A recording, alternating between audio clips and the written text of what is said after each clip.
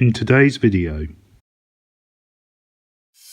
I speak to Penny C.S. Andrews. Penny is a writer, broadcaster and powerlifter. I've done a lot of work with Penny up in Parliament to make sure that the understanding and the awareness of autism is raising, but also employers should be doing more to help people with autism. Penny also has autism and cerebral palsy. We speak about the challenges and issues that Penny has faced today and the challenges that Penny has faced during the coronavirus pandemic. We also speak about the mindset of others who don't have autism and also the ideas and the generalisations that people might make. We speak about what reasonable adjustments could be made in a workplace to help somebody with autism. But I also speak about Penny's upbringing and growing up and what it was like for Penny growing up with autism and cerebral palsy. We also tackle issues that me and Penny have faced around autism and what others might be facing in their life currently.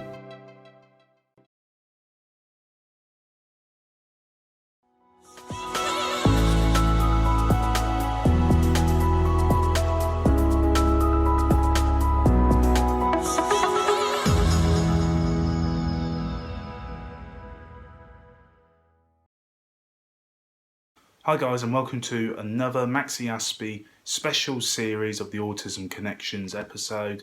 And today guys, as you can see by the intro, I have a special guest on the show today, so please welcome Penny C.S. Andrews. Thank you for obviously coming and speaking to me today. My first question really was, I suppose, how is coronavirus affecting you at the moment? Well, it's quite difficult to deal with all the uncertainty around it. Because, like, I miss things and miss all my usual coping strategies and stuff, just like everyone else does. Although I've got some of them back by doing like exercise via Zoom and things like that. But just not knowing when it's going to end and what's going to happen when we get out of it, and whether there'll be any jobs or anything, and if people are all right, it's quite difficult to deal with. You know, I used to do a night shift, and I left that job because I missed the interaction with people. And I've kind of in the same limbo. I mean, everyone is, but it's weird. It brings back kind of bad, memories of that. So it's incredibly tough. Yeah, I definitely have that, because at times when things have been really bad for me, then I've sort of been almost agoraphobic and not wanted to go out and not seen people. So not being able to see people, not being able to do the things I do to force myself to break those habits, where, you arrange to meet up with someone or you go out to a shop or something to get out of yourself. Yeah. That's all gone. So the things you usually do to kind of make things all right, you can't do, aren't there, and it can't do, and it takes you back to times when you didn't have control over it and it was horrible.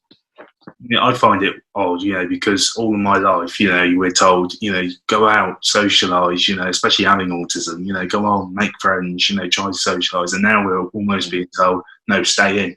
It's like, yeah, and we're told that there's probably going to be social distancing till the end of the year by Chris Whitty. So obviously not lockdown, but staying quite a long way from people. And I've got a big birthday coming up later this year. I turn 40, and sort of all the things I wanted to do involve spending time with people and doing things and going to places that probably won't be open or not be open in the same way. Yeah. So I know lots of people have their plans ruined, but part of how I keep all right is by planning things into the future and booking in events and working out what I'm going to do, and all of that's sort of gone or up in the air. We all automatically think it's going to go back to normal, but I think it's actually going to have a huge attitude change for quite a long while. I think we're going to go to shops and people are automatically going to start queuing, and then someone's going to go, oh, you don't need to do that anymore. It's like, go in. Yeah, or we'll have masks on or whatever, because and as Nicola Sturgeon said this week, it's not so much that it's not going to go back to normal for a long time, which obviously it isn't, but also that it's going to be such a long time that we're going to have to establish a new normal, so that when we get out of lockdown, it's not like everything's the same but you're 2 meters away from someone. We probably will have masks and gloves. It probably will be only letting a few people into a shop at a time. Certain things won't be open because they can't do it safely. There'll be some real awkwardness around, say, getting in a lift, because it's quite hard to distance from people in a lift. And Yeah, exactly. You know, I've got friends who are essential workers, so they're still working, and they're currently having quite a lot of stress around lifts, either because they're autistic or they have anxiety issues. Because you know, either you have to walk up, you know, a million stairs to get to the 20th floor, and it's quite a small stairwell. So if someone else has the same idea, you've got to try and work out passing places so that they can get past without being too close, or you risk getting in the lift and then it's all right when you get in because there's no one else there, and then every time it potentially stops at a floor before yours, you're like, oh god, is there going to be like 6 people waiting outside? So I think there'll be a lot of kind of those tensions and kind of awkwardnesses for quite a long time. And then, as you say, when things go back more towards normal, still kind of maintaining some of that, because those will be the new habits that we've formed. So you just be like, oh, please don't go so close to me. Or do I need to go to the shop every day? You know. I read a really good article yesterday by a comedian, and she was talking about not being able to just do that thing where you wander around a shop. She was talking about boots, you know, like now at the moment, if somebody wanders around a shop, they really shouldn't be doing it, because obviously it's making things hard and stressful for everyone keeping away from them. You need to go in and get your stuff and get out. And if you go to Boots, you can't just buy anything. You have to buy the essential things. But just sort of wandering around a shop on a lunchtime, you know, in your work lunchtime, or after work when you need to decompress, and just kind of ending up picking up a few things, maybe buy some things that you don't need, but just having that experience of wandering around somewhere is gone. And I think that will be gone for quite a long time, that kind of experience of going somewhere and not necessarily having to be there. At the moment, if you go somewhere, it's because you have to go there. I can't do it at the moment. I quite like sitting in the car for the trip out, just to go somewhere that's not here. But my other half goes in, but he takes his phone with me so he can phone me, so that he's not kind of either hovering over things or getting stressed out by, should I get this or not? Because the last time I went to the shops, there was people just like leaning over to the other side of the aisle, or their trolley blocking the end of the aisle doing a think. And I was just like, oh, I can't deal with this, because I'll end up just shouting something rude at them and then being thrown out of the shop. We self-police as it is, do you know what I mean? Like trying to not say what we mean to say, because it's rude. But yeah. One of my other questions, obviously I'm very aware, but like the series I'll be doing on YouTube is called Autism Connections. So I suppose the question is, you know, what is your connection with autism? Mine is that I have it, but I didn't get diagnosed until I was 30. So I spent a lot of my life not knowing that I had it, which is quite difficult, because you blame yourself for a lot of things. And people, it's not like people cut you loads of slack when they know you're autistic, but at least you know that you're not wrong. Whereas before that, it was just, okay, so everyone is experiencing this different from me, so I'm broken. Or I need to try and fix myself to try and feel the way they're feeling, or understand what's going on. It must be very hard. As you say, you always thought there's something wrong with you, and in reality, you just had autism, you know, and that was the reason behind things.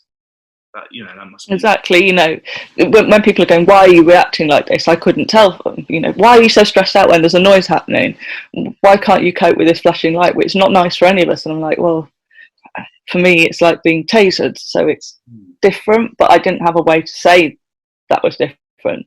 So like sometimes when like parents of sort of adolescents, teenagers, people who haven't been diagnosed as tiny children, but you know, are sort of on the verge of being diagnosed, maybe 12, 13, they go, oh, I don't want my kid to have a label. And I'm like, well, it's not necessarily that they want to tell everybody all the time, but just knowing themselves a reason for that. And then sometimes being able to explain to people, this is why I've reacted the way I do, or this is why I need you to tell me this thing. You know, like being able to say before a meeting, you need to give me the agenda in advance, or you need to give me information, rather than kind of expect me to divine it or just be okay with going with the flow. It stops me sounding like an uptight, needy, desperate person, or at least me worrying about that. And so, you know, me saying to parents, you know, that's the thing that you can give to your kid. They may never want any extra help in school or college or university or jobs, but just being able to explain to people why they need something, or why they are upset. I'm not being this is why. Yeah, not being difficult and not using it as an excuse, but this is why I need this thing rather than want this thing is important.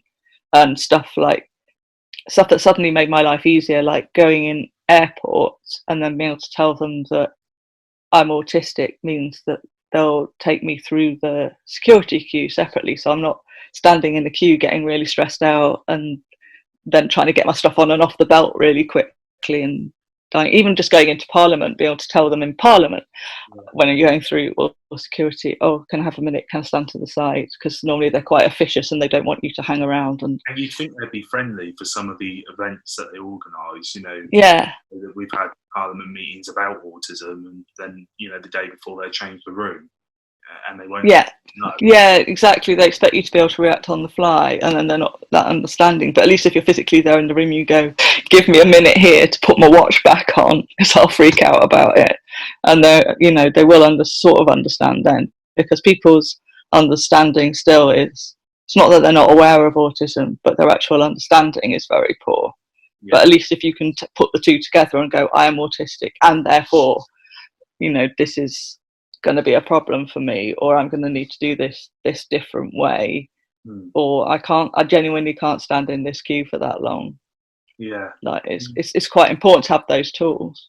Yeah, absolutely. And, you know, a question for you as well. I mean, do you have any other like conditions as well? I've got cerebral palsy, which I also didn't find out until I was like 20 and trying to do some movement stuff at college as part of a drama BTEC, and they were like, oh, you're not just being difficult, you can't do this move. So it's a bit almost like the autism thing again, but that was ahead of my autism diagnosis, and they thought I maybe had dyspraxia, so I got referred to a neurologist just because it was later in my life and they wanted to check that it wasn't anything that was progressive, so I had to have a brain scan and stuff, and they went, oh no, well maybe there is some elements of dyspraxia, but actually it's cerebral palsy, and that's why that's why you're kind of wobbly and you don't move properly and you've got problem turning your muscles on and off. And I'm on the waiting list for ADHD diagnosis. God knows when that will actually happen now, because I think it was meant to be sort of this autumn that I was meant to have the full assessment, because I've done all the paperwork side, but obviously with coronavirus it's hard to tell when that would happen. But I think I put a lot of stuff down to just being autism, and then there was some stuff that never quite fit. And then when I got the questionnaire through for that, it was like, oh yeah, that makes sense. Two questions on this one. I mean, what do you, I suppose, consider autism as being? I mean, because I had a conversation the other day and someone said to me, you know, do you consider it a learning disability? Do you consider it a mental health issue? Do you consider it just a learning disorder? I mean, what do you kind of, describe autism as? Because obviously I'm always kind of careful with my words, and I kind of say, you know, my condition, my autism, you know, because I can only talk about your own version of it, or ones that people that you know. For me, I think it's like a different programming language. So it's like the brain is diverted down different pathways because it's programmed differently, and sometimes it's the same as somebody who's not autistic's brain, and sometimes it goes and diverges down a different way. And the reason why it's so disabling is because the world is set up for people who are on one programming path and we're on a different one, and sometimes it's an advantageous path and sometimes it's not, and sometimes because it takes us inside our heads a lot, that's why we get so anxious, because we experience all the sensory stuff so intensely, you know, that's difficult. But I'm not one of those people who says it's a superpower, because it's caused me a lot of problems, pain. But I think thinking of it, I hate like the term brain difference, because difference makes it sound different, special, interesting. It all sounds like a bit euphemistic and unpleasant. But I think if you just think of it as we're programmed differently, and also that we're not programmed the same as each other. So like, and I saw him speak a few times. One of the times I saw him speak, he's just like, well, like most people have their brain as this phenotype, and that's the main phenotype. And people are just like that with a few mutations. And then autism is like a million different heterogeneous things, and we'll have some things in common, and then other things not. And there are lots of things that have the heading of autism. And then I know people who work in like neurology and in history of science and sociology stuff, and they kind of go, well, maybe autism is a name given to some symptoms, a bit like cerebral palsy is, where you've got these symptoms in common, the triad of impairments and the sensory stuff and all of that means we'll call that autism, but there's lots of different reasons why it might have happened. So you might have inherited it, you might have had a brain injury before birth, you know, there might be all sorts of different reasons why you have it, and if we looked at them as separate disorders, not that I like that word, but if we looked at it as separate conditions, then there might be like 1,000 different autisms, which is why we're so different to each other. And that's kind of why it makes it difficult for sometimes people to understand us, because well, the people in my family who are autistic are nothing like you, or my child is nothing like you, or I'm autistic and I hate this thing, how can you like this thing? Yeah. Or like, you know, autism friendly screenings of things which would be no good to me because I hate people running around and I hate noise and I like people to follow the rules, but you know, it's perfect for other people. So I think you pointed out as well in Parliament, you know, a lot of those autistic friendly movies are more they're more for, I suppose, children, as you know. Yeah. But if we wanted to go and watch, I don't know, maybe a movie that is more of our rating, you know, there isn't that kind of offering there. You know, there's not. No, there isn't that understanding. And if you try to say in the cinema, please be quiet, I'm autistic and I can't cope when you talk during the film, the cinema chain is not going to be all that understanding of that. I sometimes feel like the autism friendly stuff, not just that, but like the shopping hours and stuff like that, which I do like. I do like the slightly dimmed lighting of fewer people in there, but it's mostly aimed at like the parents and families of autistic kids rather. Yeah. So it's not just that it's aimed at kids or people who have higher support needs, but it's aimed at their carers really. It's so that those parents and carers can take those autistic people out and not feel judged or not feel stressed out or not have a horrible shopping trip. It's not really, they're not coming to us and going, what would make a nice experience for you, autistic adult who's just about coping with the world but sometimes doesn't. That's never ever considered, because it's the voice of the people around them that it's for. That's kind of why I like things like Autism Arrow as well. It's a shame that they couldn't obviously do it this year. You know, that's why things like that I think are just incredible. I suppose, you know, my next question is really just, you know, tell me about yourself. You know, tell me, I suppose, your interests, your hobbies, what you like doing, what stuff do you do, you know, for autism and all the work that you do, really.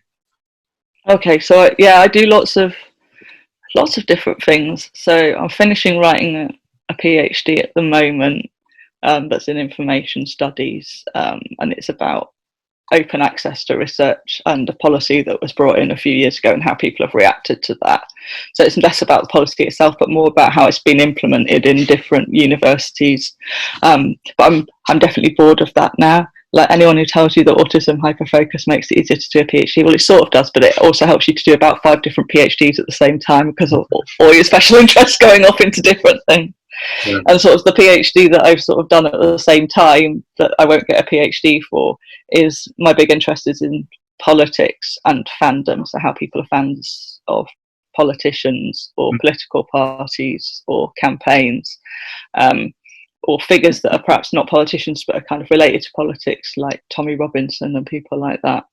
Yeah. And I ended up, because I had sort of the brain space of working on something big and deep because of doing a PhD, ending up doing loads of research and thinking about that at the same time. So I used to do sort of journalism and talks and performances around that. And then from the autism side, I think the first campaign I got involved in was about employment, I think, in like 2011 maybe. Okay. Yeah, and that's when I first went to Parliament about it and spoke to MPs and stuff. But I found it quite reductive because like the council and politicians and other people just wanted to make it about big employers being autism friendly and not really thinking about what the barriers were for autistic people who are actually in employment or trying to stay in employment, which is what I was most concerned with. I was trying to kind of go, well, look, yes, some people can't get a job at all, but others just can't get a job that's at their level that they can, you know, that fits them, rather than being despite of who they are, that it's because of who they are, that builds on their strengths. And if they get it, then it's hard to stay in it, because people will stop being nice to you after the first few weeks. And then because I'd kind of done this activism stuff, I did a job for a while, for a couple of years, where I was a researcher on an autism project. So instead of being the person who's research, like quite often I've been participant in autism research, but like researching the transition from school or college to university, because autistic people are the biggest disability group for dropping out of university in the first year. Yeah.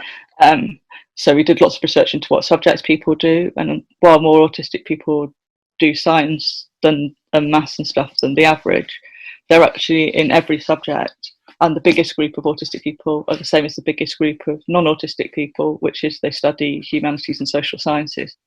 So that's kind of under-considered, because a lot of the stuff that was written about sort of autism in secondary school, college and university was all about people being really into maths or people being really into computer science. And actually we're represented in every subject apart from education, I think, allied health professions. So there's autistic doctors, but there's fewer autistic nurses, physiotherapists and things like that, or people who were diagnosed at the time of being a student anyway. So we were trying to look into that all over Europe and trying to help people build in these toolkits and stuff. And so that was quite good, even though it's not my area of research. Being able to do something that actively helped people was good. And I've helped update the toolkit for different universities that have implemented it since, helping people to understand how they should or could talk about their diagnosis with different groups of people at university, and why it might be a good idea, what a lecturer is actually like, because there's so much that's assumed when you start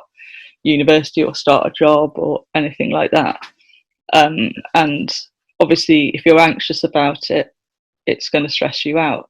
And we found that most people don't get any, or don't get suitable support until after the end of the first semester, so after like Christmas. But if you get that support, people who got that support before Christmas were more likely to stay for the whole of their degree. And autistic students were the ones who did best in their degrees out of all disability groups if they made it to the end. So it was obviously like a really important thing to be able to keep people in that education, particularly since, like, if you've got specialist skills either through university or an apprenticeship or through your work being able to progress, then you're more likely to be able to get a job that you can keep because you're more valued. You know, you're not an interchangeable block and it's all like, this block doesn't really fit, so we can just treat them badly and bin them off. Like, the more specialist and useful you are, the more likely you are to be able to be yourself as well as being autistic at work. I completely get what you mean. I mean, the thing that I often find at government, when we've done our talks, you know, we spoke very much about how things should be a must and how they are, you should, you know, instead of must do this. I suppose, you know, my question would be, you know, what do you think government should be doing and what do you think schools should be doing? Because often I often feel when we talk at Parliament, they kind of see it from a completely different view that doesn't exist. You know, it's very like tinted glasses, I like to call it. You know, they don't really see the real picture. Yeah, so I suppose, what do you think government should I think they should, we're obviously moving from should to must on the things that we've all input into and have said need to happen, and kind of not kind of going, oh, they're a minority, so we don't really have to care about them. Because we've seen during coronavirus, there's lots of stuff that they told disabled people and autistic people in particular, oh, you can't have that, or that's not really possible, or we can't do this via video chat, we can't do that from home, we can't do this and send you that information, and we can't give you that amount of notice. And then suddenly, magically, because it's a pandemic and it affects everyone, they just didn't think we were important enough. So it's like remembering how many there are of us and not treating us like well, it'd be nice if it could happen, but we're not really going to put ourselves out to do it. But also making it easier for us to ask for what we need. So collecting things together that people have asked for, because I found it really frustrating when people have asked me what my adjustments or requirements are, whether it's in a job or an event or, you know, in education, and then kind of having to make it up a bit. And like on the autism project that I worked on the university one, we found that a lot of autistic people were frustrated because they'd had an assessment at university that was supposed to understand their autism and what they might need, but most of the recommendations were based on what the assessor knew best, which was dyslexia and related conditions. So it'd be like extra time in exams, maybe a mentor, mind mapping software, and they'd be like, well, I don't need any of this stuff, but I don't know what I do need. So like maybe having more autistic people involved in the actual assessment, and not just the same 3 people that you always see being called in as consultants, because I think that's equally reductive because it's just their own experience then being replicated. They need a much wider variety of autistic people involved, and then collect together the evidence, like what are people saying to access to work, what are people saying when they leave a job, what are people saying to schools, what are parents and children fighting for help with. Because then if you've got all of that collected together, you go, well, I could just tick a box then. I could just go, well, I need this, I need to have an office on my own. And then kind of telling them what reasonable means. So reasonable doesn't just mean cost, because there were some stupid things, like in one job I was like, well, I could do with having a lamp on my desk so that I'm not having the overhead light being so bright, but I was still in an open plan office, so they brought me a lamp, but I could never use it because you'd have to turn the lights off for half the office, and the other people in my half of the office didn't have lamps. I didn't really want to work under lamps, so I really needed an office on my own, or an office with a couple of other people who were okay with that light level, but that wasn't, and I wouldn't feel empowered to push back for that as a reasonable adjustment. And I don't feel like, we know that people don't really action on the Equality Act properly. You know, they don't get punished if they don't do it. And it should be just a case of being able to contact someone who sorts it out. Yeah. But there isn't anybody who will just sort it out. So if school isn't meeting somebody's needs, parents can't just kind of go, they're failing our child. You've got to go through endless processes with Senko and CAMS and trying to write to your MP, and more stress, and not all people will have the ability to do that or cope with that, or the information to be able to deal with that. It benefits certain kinds of parents and certain kinds of autistic families.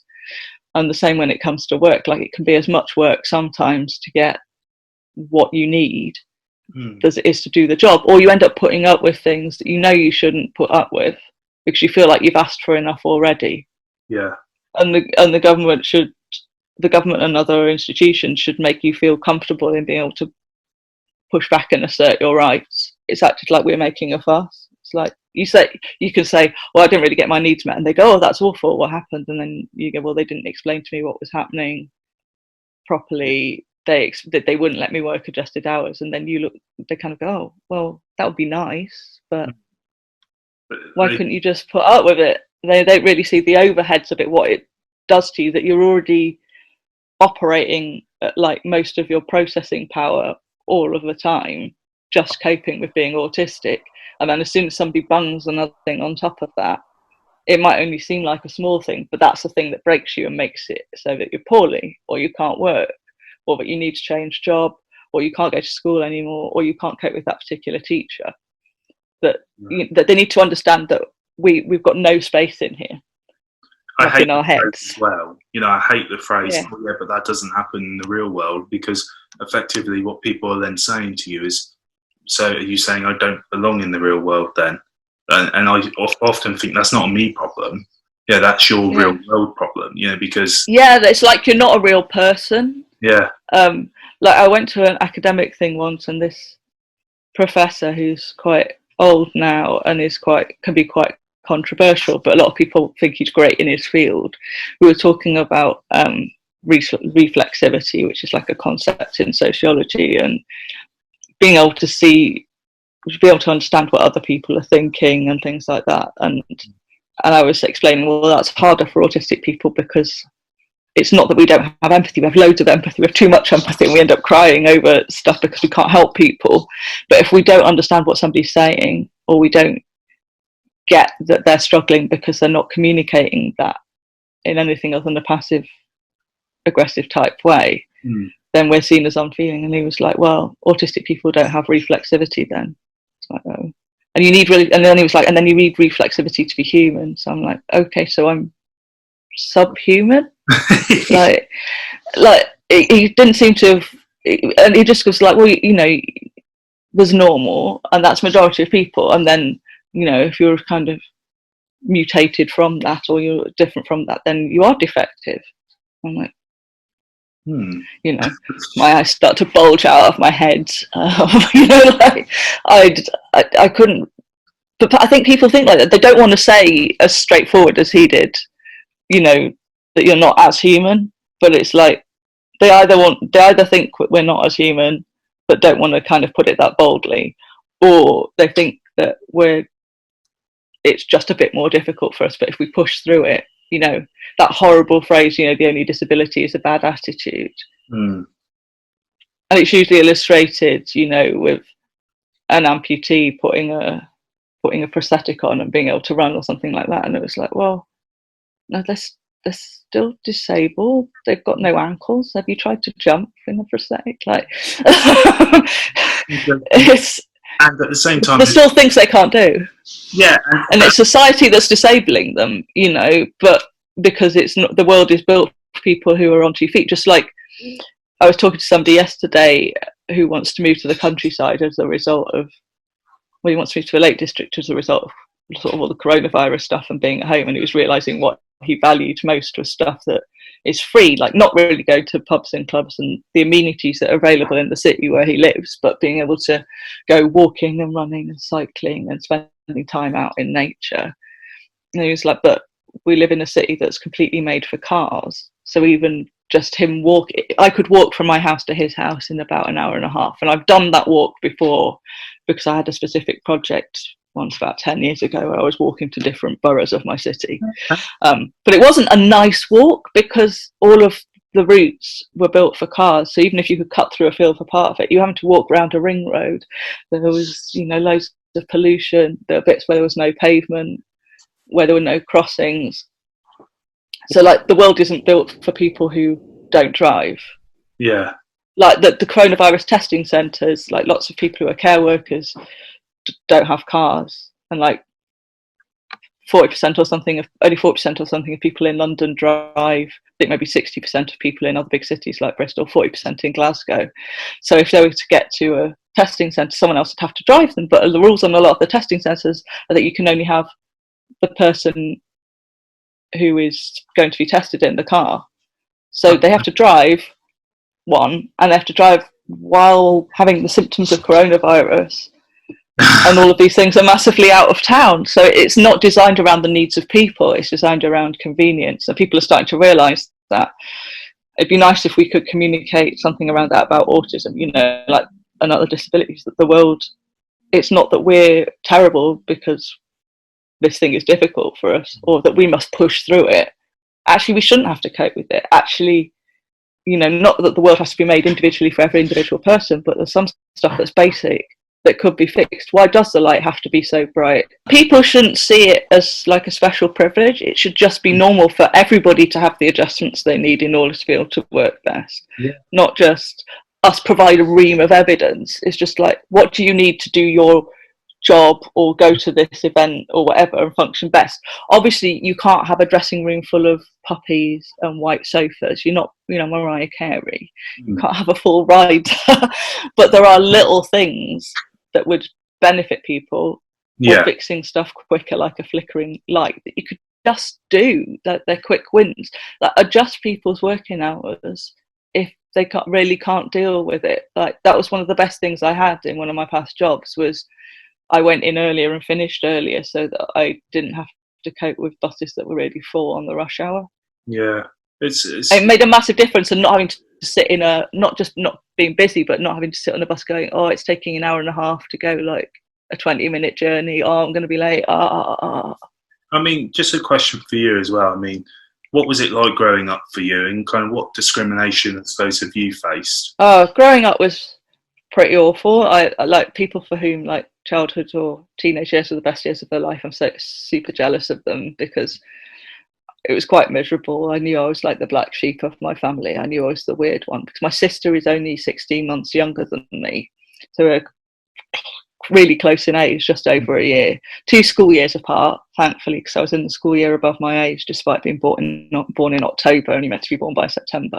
So that split us up a bit more.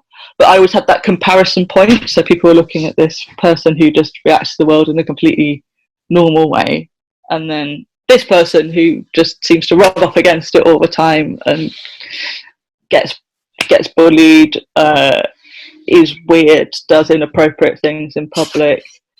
So it'd be always like, but why can't you be like your sister? Why can't you just be normal?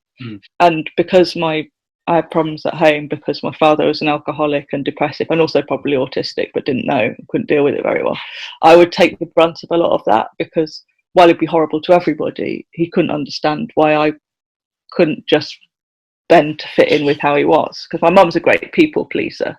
So to a certain extent, she would just, change things and walk on eggshells a bit to make things all right for him so that he wouldn't explode. And so, like, me not being able to adjust and adapt to it, or would answer back to things, because I'd be like, well, that's illogical, that's wrong, and I'd respond. Yeah.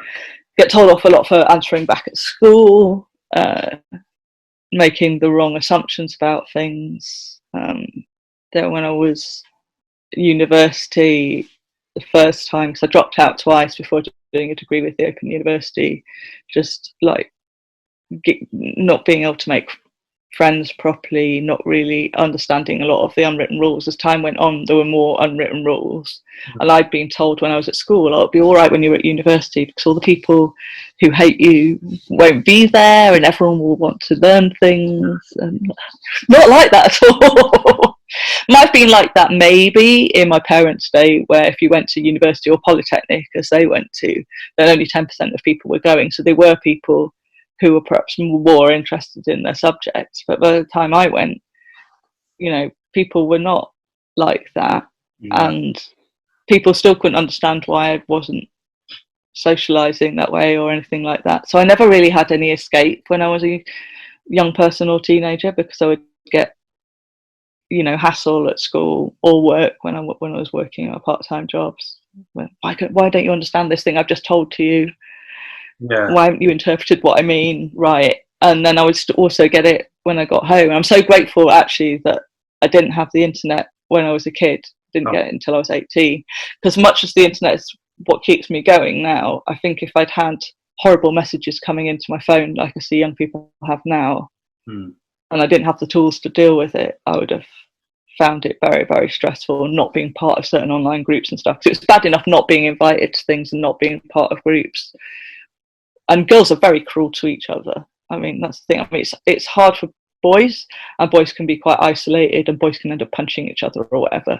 But girls are quite manipulative, and like the way that sort of young girls are taught to socialise, because I don't think it's innate, is to kind of, you're my best friend now, and then pretending to be friends with someone, and then pretending somebody fancies you or whatever. And it's all quite manipulative and cruel, and it's very not set up well for autistic people. And the amount of masking that young autistic people have to do to kind of try to fit in with that, if they're socialised as female, is really hard.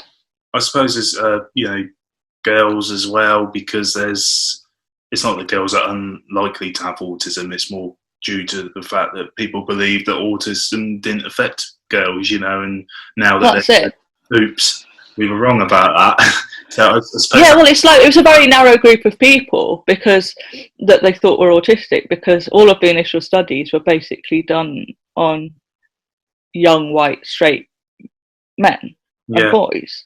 So if you presented in any way different to that, they wouldn't pick it up. That's why I'm kind of doubtful about criteria they try to do for women and girls, because it's like, oh, you're interested in celebrities and animals, and you have friends and you play games, but you don't get it quite right. And it's like, well, yes and no. It's like, it's more that anybody who wasn't interested in Thomas the Tank Engine and lining up their cars, or isn't a bit inappropriate with women in their teens, like they can't possibly be autistic. So the diagnosis rates in Black and minority ethnic communities is way lower than it should be. And it's not that fewer Black people or Asian people or whatever are autistic. And the same goes for, like, obviously women, but LGBTQ people of all varieties, because your interests might be different, or the way you present is different, or if you have another disability. I mean, so, you know, if you have another disability, that's the thing people look at and they think you're not coping with it. So, you know, I've met quite a few people who've got physical disabilities who then got diagnosed with autism quite a lot later, because they put everything down, like their awkwardness and everything, then down to having lived with a disability from a young age. I mean, it's just that they miss everything. Yeah, and they will always kind of put it on one thing, as we said earlier, isn't it? Is that they'll automatically think it's that, and you could have something else. I suppose what worries you the most, you know, just about, I suppose, autism and yourself. What's the biggest thing that annoys you around autism? You know, I suppose with people and maybe their thought process or things that they say. And, you know, what's the biggest issue you face today? I think the biggest issue I face today is myself and my own brain. Because I'm somebody who's like over analytical, and I think autism kind of encourages me down that route, so I can get very, very inside my head. And obviously the current situation with coronavirus encourages that more. And I worry a lot, and sort of being behind with things, like, because I haven't got an established career or anything like that. And I don't have kids, I don't want kids. So I worry about getting old and just still not really having anything, not really mattering. That really bothers me. My biggest frustration about autism is people thinking they understand it, but not really understanding it, I think. So a little bit of knowledge is a dangerous thing. I think you were right, and you hit it right on the head earlier. There's a lot of awareness and just not enough understanding. And I think, yeah, that's the thing that annoys me the most. The amount of people you go, you know what autism is? And they just go, oh, it's like Rain Man, isn't it? You know, you can't look people in the eye. And it's like, no, it might be for someone, but it certainly isn't for everyone, you know? And it's yeah. Well, you're just quirky, aren't you? You know, you're like... yeah, you're just a bit odd, a bit different. And it's like... Right, and different, but it's not a disability for you, is it? And I'm like, yes, it is. It still is. It still is. Just because there are people out there for whom it isn't, I still wouldn't take a pill to get rid of it, because you can't do that. It's different programming. I want things to change so that people understand that programming and can help us work with that programming rather than trying to suppress it. And I'd like to, some way, you know, who I am, you know, as well. I wouldn't be, you know, who I am. I probably wouldn't be as empathetic. I probably wouldn't be as caring. I probably wouldn't be any of those things, because a lot of it I've had to learn, and it's probably made me more of those things, having to learn. You don't take it for granted. And I think you're an actor, right? And I've done acting, and I think because we've always been on the outside and studied people and then felt things very deeply, and we've tried to understand people so hard rather than just assuming that we do, makes us better at acting, makes us better at performing. Yeah, and we can put ourselves in those shoes, because effectively that's what we've had to do our whole lives. None of it's automatic for us. We've had to try. We've had to kind of go, why is this person reacting like this? Why are they upset? Why are they happy?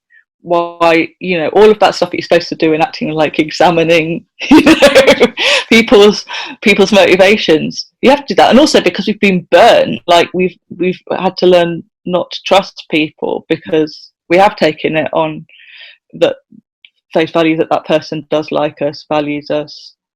Yeah. It means what they say. And then it turned out they're being really manipulative and everyone else could see it. So we are going to kind of overanalyze every bit of communication we're given.